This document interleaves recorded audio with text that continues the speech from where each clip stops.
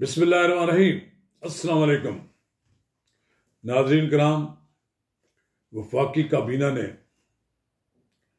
फैसला किया है कि मुल्क में बिजली की किल्लत के बायस रात 8:30 बजे बाजार बंद कर दिए जाएं, लेकिन पाकिस्तान का ताजर तबका इस मानने के लिए तैयार नहीं है। ताजर तबका कभी 8:30 बजे अपनी मार्केटें बंद करने के लिए तैयार नहीं होता। ये वो लोग हैं जो दिन के दोपहर के 12 बजते हैं तो उठते हैं, अपनी दुकानें खोलते हैं और फिर रात 12 बजे तक ये अपनी कारोबार रखते हैं। नाज़रीन किराम, कबल इसके हम आगे बढ़ें, आपसे इस्तदा है कि आपने मेरे YouTube चैनल नवाज रजा के साथ अब तक सब्सक्राइब नहीं किया तो इसे फौरी तौर पर सब्सक्राइब करें, लाइक करें और अब आपके साथ शेयर करें। नाज़रीन किराम, हुकूमत ने कोई गलत फैसला नहीं किया। हमारे यहाँ शादी की तकरीबात होती हैं रात 12 बजे, 1 बजे तक, 2 बजे तक लोग मार्किस में बैठकर सेल्फियाँ बनाते हैं, तस्वीरें बनाते हैं, ढोल बजाते हैं। हमारे मुल्क में रवाज बन गया है कि शादी की तकरीबात देर तक जारी रखते हैं। मार्केटें सुबह 8 बजे खोलने में 7 बजे खोलने के बजाय दोपहर के बाद खोलते हैं और फिर रात भर बैठे रहते हैं और बिजली का बेताशा इस्तेमाल करते हैं और बिजली पर चोरी भी करते हैं। मेरा ख्याल है एक बहुत बड़ी तादाद हर मार्केट की वापडा के मुलाजमीन, चोर मुलाजमीन के साथ मिली होती है। वो उनको बिजली चोरी करने के तरीके बताते हैं। वो कम निरखों में, कम कीमत पर, कम यूनिट्स चार्ज करके उन्हें बिजली चोरी करने की इजाज़त देते हैं। अब पंजाब हुकूमत ने तो मुखालफत करनी थी। अजीब व गरीब सूरत हाल है कि वफाक फैसले करता है, पंजाब की हुकूमत ने मुस्तरद कर दिया। ये पॉपुलैरिटी नहीं है। आम आदमी को बिजली की ज़रूरत है। हमें लाइटें जला कर लोगों को कपड़े खरीदने और दूसरा सामान खरीदने के लिए, माइल करने के लिए ज़रूरत नहीं है। बिजली की शॉर्टेज की वजह से हमें चाहिए कि हमें हुकूमत के साथ तावन करना चाहिए। मैं समझता हूँ कि ये वो नवाज शरीफ तो जब गया था तो बिजली पूरी थी ना, लेकिन जो आए 4 साल उन्होंने उलट पुलट कर दिया पाकिस्तान की मईशत को, एनर्जी को। अब हमें दुनिया से महंगे दामों में एनर्जी खरीद कर जब बिजली महंगी दी जाएगी तो लोग चीखो पुकार करेंगे। अगर बिजली की कीमतें नहीं बढ़ाना चाहते आप तो फिर लोड शेडिंग में आप तामन करें। सर्दियों में लोड शेडिंग हो रही है, उसकी वजह है कि आपके हाइडल प्रोजेक्ट्स बंद हो रहे हैं और इसी तरह LNG नहीं आ रही। LNG की तादाद बहुत थोड़ी है, मिकदार बहुत थोड़ी आ रही है। मेरा ख्याल ये है कि सूबाई हुकूमतों को वफाक के साथ तावन करना चाहिए। कोई माशी कत्ल नहीं होता। अगर मुझे मालूम हो कि शाम 7 बजे 8 बजे के बाद मार्केट बंद हो जाएगी तो मैं खरीदारी से उससे पहले करूँगा। लेकिन होता यह है कि यहाँ बाजार ही सजते हैं लोग कि सूरज गरूब होता है तो फिर लाइटें जलाते हैं और फिर उसके बाद अपना सौदा बेचते हैं। अब मुझे नहीं समझ आती कि वफाक और सूबे क्यों एक दूसरे के साथ टकराव की पॉलिसी इख्तियार करते हैं। बदकिस्मती हमारी है, 2 सूबों में PTI की हुकूमत है और PTI वफाक के साथ तावन करने के लिए तैयार नहीं है। वो चाहती है कि माशी तौर पर पाकिस्तान तबाह हो जाए।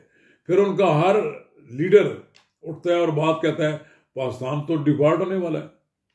भाई डिफॉल्ट होने के करीब तो आप छोड़ के गए थे इस मुल्क को। नवाज शरीफ ने तो 16-17 अरब डॉलर से ज्यादा के ज़खायर थे उस वक्त। अब आप जब गए हैं तो पीछे नीचे जमीन पर लगा गए ज़र वादा के ज़खायर। फिर दूसरी बात यह है कि जब कौमें में मुश्किल दरपेश होती है तो उसमें सूबे मरकज के साथ तावन करते हैं। तावन करने के लिए कोई तैयार ही नहीं है। आखिरी बात जो मैं आपसे डिस्कस करना चाहता हूँ वो ये है कि अभी स्पीकर कौमी असम्बली ने एतमाद का वोट लेने के लिए पंजाब असम्बली का इजलास बुला रही है। पंजाब असम्बली का इजलास पीर को होगा और मेरा ख्याल ये है कि शायद तादाद उनके पास पूरी हो चुकी है, वो लोग वापस आ गए हैं। अब अलग वजह है, पता नहीं कि जिस दिन वोटिंग होनी हो तो दिन लोग गायब हो जाएं और फिर उसके बाद वज़ीर आला को पंजाब असम्बली डिज़ाल्व करने का अख्तियार मिल जाएगा।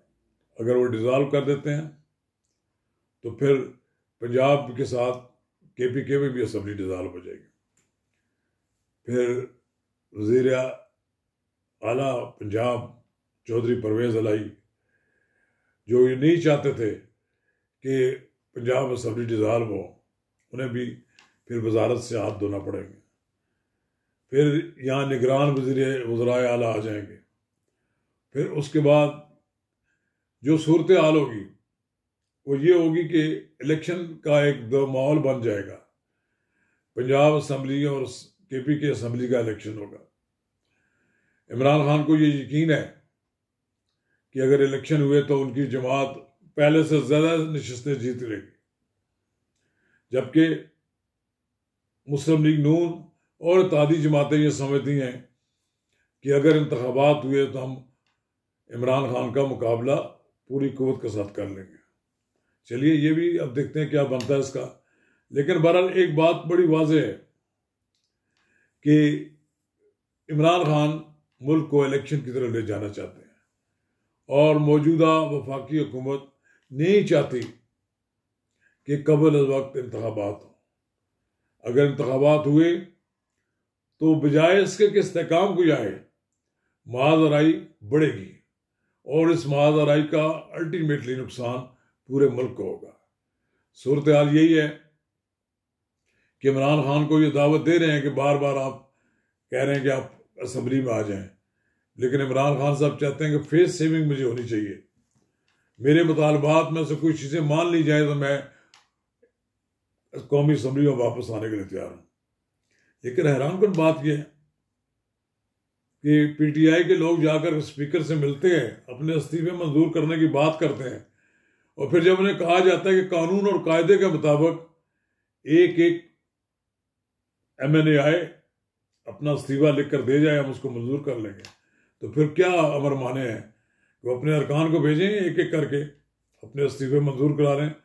फिर कौमी असम्बली की भी नशिस्तों के इंतखाबात हो जाएंगे, ज़मीनी इंतखाबात।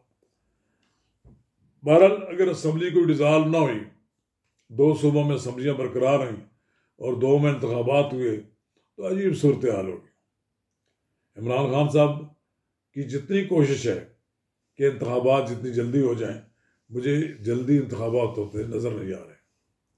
चलिए इमरान खान साहब, आप भी अपना जोर लगाएं और बाकी हुकूमत भी अपना जोर लगाए, लेकिन बहरहाल पाकिस्तान को आप सब लोगों ने एक बहरान का शिकार कर दिया है।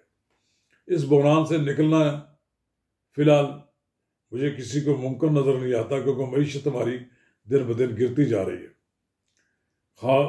काश कि आप लोग अपने मुल्क की मईशत की तरफ तवज्जो देते, इसको बहरानों का शिकार ना करते, सुबह शाम डिफॉल्ट का प्रोपेगेंडा ना करते। ये बात इसहाक डार साहब ने बबांगे दौल कही है कि हम रहें या ना रहें, पाकिस्तान रहेगा और पाकिस्तान डिफॉल्ट नहीं होगा। शुक्रिया।